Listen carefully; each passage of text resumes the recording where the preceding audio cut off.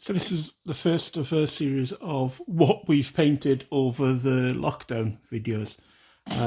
This is for Chain of Command. I've painted a Belgian Chasseurs Ardennais force for early war.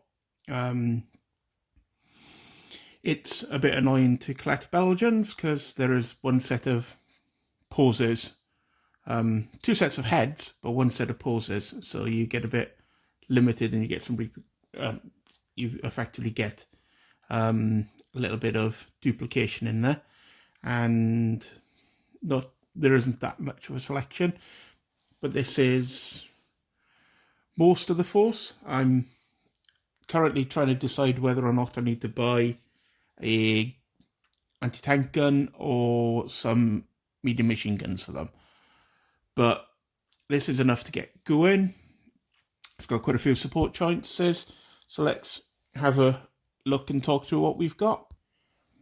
So in the basic platoon, you have two combat sections and a sort of light mortar, like VB launcher type section, like similar to the French, and a senior leader. So this is, as you can see, one of the sections. They're quite big. They're 18-man sections, but you only get two of them in the platoon. They comprise of a 6-man rifle team, a team that has 6 rifles, I can't remember which one it is, but it's the name of the Belgian one, sorry, and my Blitzkrieg book is in the house, but they're similar to I think they are basically like an early version of the BAR. So they have 2 of them and a junior leader, and then the whole section has a junior leader. So you have 2 junior leaders in the section, one in the big team and one sort of for the whole section, and an 8-man team with 2 effective BARs and a 6-man team. So quite a lot of firepower and very, very resilient as a platoon, as a section. So you get 2 of them. You also get effectively quite similar to a VB launcher team. So you get 3 3-man teams of these sort of very light mortars and a junior leader. And then you get your senior leader to lead it all. So there's the senior leader here, looking very dapper. And I got some support choices. I got a sniper, a medic, an observer for off-table mortars, and an anti-tank rifle. There isn't an anti-tank rifle in the Chain of Command list, but it's one of the few models that you can actually get. So I thought, well, including it wouldn't be too much of an issue. And then we've got some tanks. Well, we've got a tank and 2 tank hunters. Let's bring these front and center.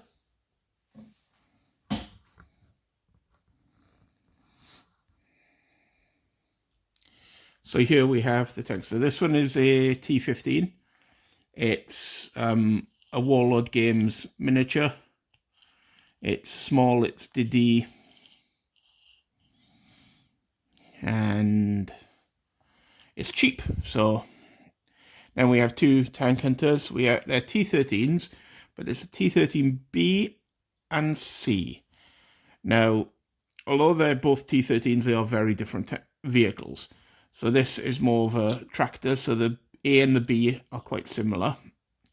They have a rear firing gun, which will be fun, so that basically means they're going to plonk their arse facing the enemy if they actually want to get shot off. So I'm not expecting them to live long, because these 2 are 3D printed from paint and glue miniatures. The gun barrels are a little bit big, but we do a lot of gaming with them, so I'm happy with that because they just won't break. And then the C has a more front firing gun. So these 2, this was Warlord, these 2 are paint and glue, and if I can zoom out, the rest of the army here are Warlord. If anybody knows any firms that do some nice Belgian miniatures that I could add a few variations in, that would be much appreciated. Looking forward to trying them out in some Blitzkrieg era shenanigans. One of the other armies I've done in the lockdown, which you'll see in another video, is Germans. So I was going to do French, but I bought these instead because Wargames Atlantic have got plastic French coming out, and I'd much rather have plastic miniatures. They're much more forgiving to the rigours of clumsy friends.